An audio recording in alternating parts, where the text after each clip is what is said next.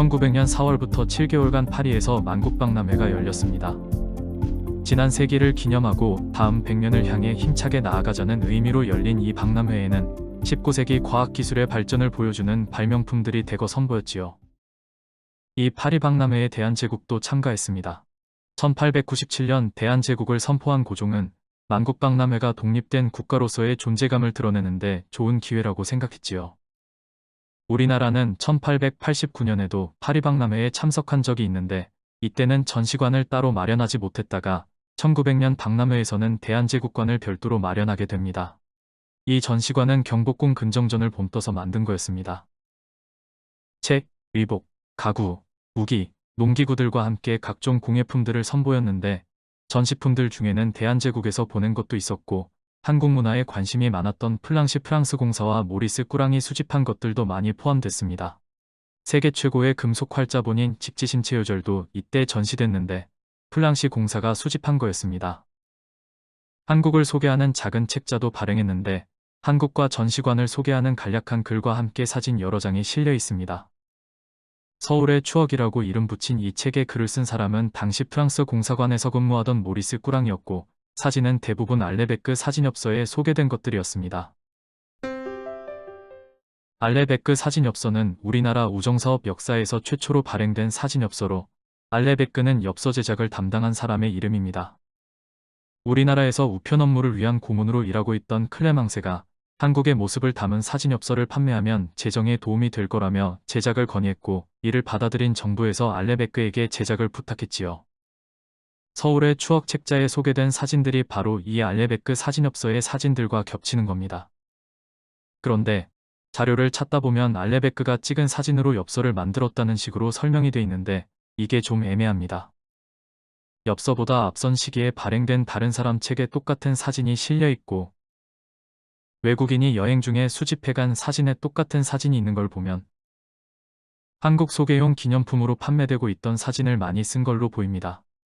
어찌됐든 19세기 말 우리나라 모습이 담긴 사진인 건 맞으니까 프랑스인들에게 소개된 서울의 추억 책자에 어떤 모습들이 실려 있는지 그 사진들을 함께 보겠습니다.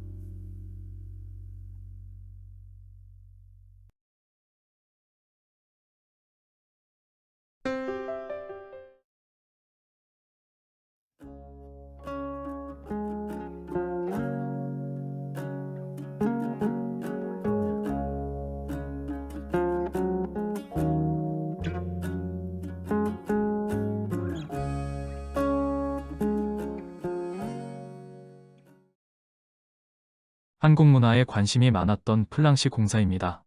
1888년부터 91년까지 초대 프랑스 공사를 지냈고 5년 후 다시 부임해서 10년간 머물렀습니다.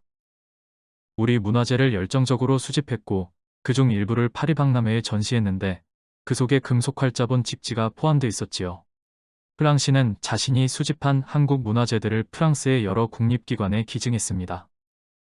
민영찬은 조선 말기 여흥민씨 세도가의 실세로 군림하다 이모곤란 때 피살된 민겸호의 차남입니다. 을사늑약 때 자결한 민영환의 동생이지요. 1890년부터 관직에 올라 요직을 두루 거쳤는데 주로 외교 분야에서 활동했습니다.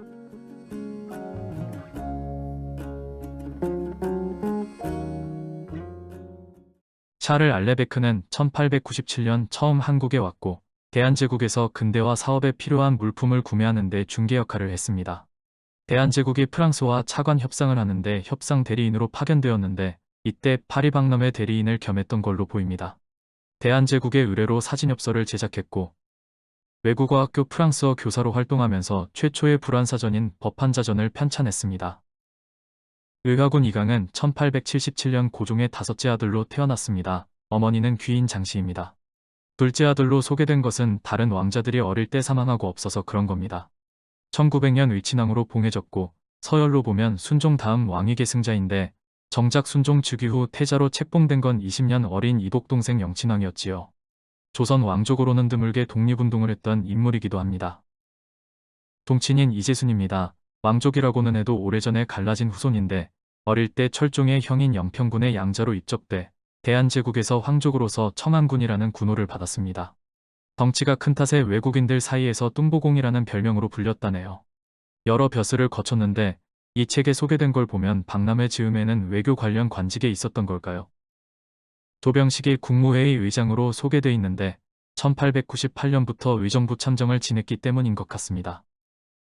조병식은 함경도 관찰사로 있던 1888년 곡물이 일본으로 반출되는 것을 막기 위해 방공령을 실시한 일로 긍정적인 평가를 받지만 사실은 지독한 탐관오리였습니다. 동학농민운동의 발단이 된 탐관오리 고부군수 조병갑과 사촌지간인데 조병갑보다 벼슬도 더 높고 부정부패도 훨씬 심했다지요.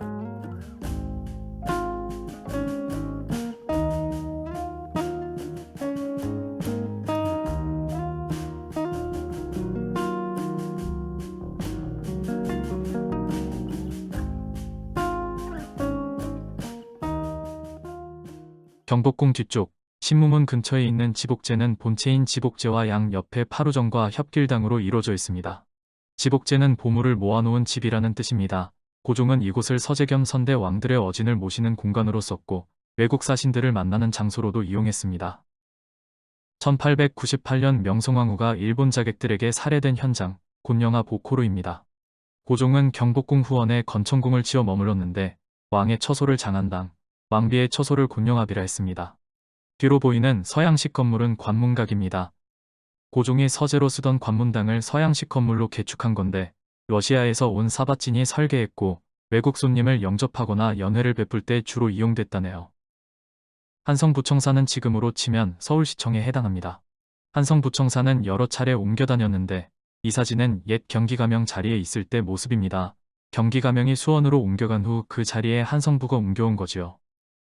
한성부가 이곳으로 옮겨온 건 1902년입니다. 그런데 1900년 발행된 서울의 추억에 이 사진이 실려 있습니다. 건물 모습이나 현판, 답도 등을 볼 때 경기가명 자리로 옮긴 후 모습이 맞다는데 이 사진이 실린 책자가 1900년에 발행된 것도 맞으니 도대체 어찌 된 일일까요?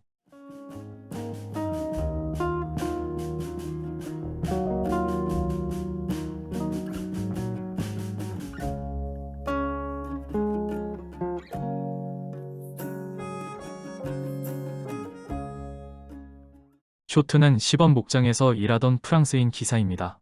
정부에서는 서양 농법을 도입하기 위해 1884년부터 농업시험장을 운영했는데 쇼트는 1898년 초빙돼 와서 신촌의 시범 목장을 관리했습니다. 이 목장에서 젖소돼지 면양 등을 사육했지만 1902년 가축전염병으로 전부 죽고 맙니다. 그 후에는 혼란한 전국에서 유야무야 관련 부서만 유지되다가 1907년 통감부에서 권업모범장을 설치하면서 그마저도 폐지돼 버렸습니다. 나무를 베면 처벌받는다는 것은 성저 심리에 해당하는 겁니다. 조선은 개국 초부터 도성에서 심리까지는 나무를 베거나 무덤을 쓰지 못하게 금지시켰습니다. 그래서 도성 사람들은 땔감을 사서 써야 했고 시내에는 늘 땔감 시장이 섰지요. 경희궁은 우리나라에 왔던 서양인들 사이에서 뽕나무궁 걸로 알려졌습니다. 경복궁을 중건할 때 방치돼 있던 경희궁의 정각들을 헐어다 사용한 뒤 그 빈터에 뽕나무를 심었기 때문이지요. 경희궁에는 주요 정각만 몇 채 남아 있었는데 정전인 숭정전의 창살문을 모두 떼어내고 없는 모습입니다. 1899년 독일 황제의 동생 하일리 친왕이 방문했을 때 경희궁에서 관병식을 거행했는데 그 행사를 위해 장대처럼 만든 걸로 보입니다. 1899년 경희궁에 건립된 황학정입니다. 황학정은 지금 사직공원 안에 있습니다. 몇몇 전각만 남아있던 경희궁은 일제강점기에 완전히 없어졌는데 이때 사직단 북쪽 등과정터로 옮긴 겁니다.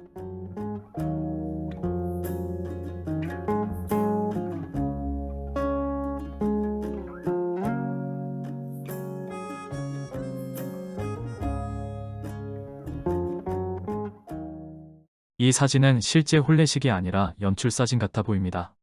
조선의 풍속이라며 소개된 옛사진 중에는 이렇게 특정 장면을 연출하거나 스튜디오에서 찍은 사진이 꽤 많았고 서울의 추억 책자에도 여러 장 포함되어 있습니다.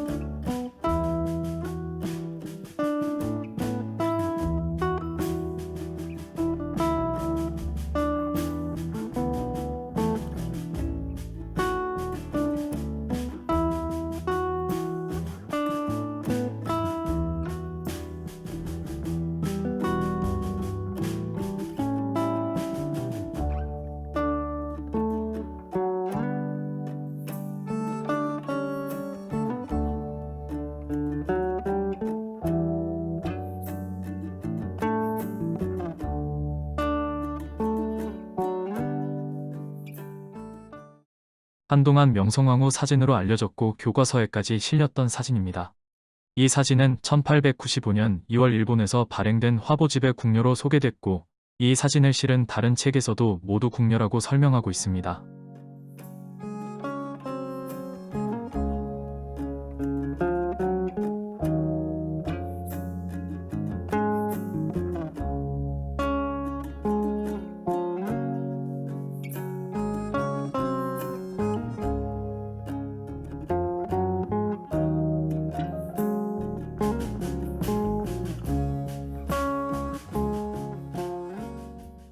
순검은 경무청에서 가장 낮은 직급으로 지금의 순경에 해당합니다. 경무청은 1894년 갑오개혁 때 신식경찰제도를 실시하면서 좌우 포도청을 개편해서 설치한 부서입니다. 순검은 1907년에 순사로 명칭이 바뀌었습니다.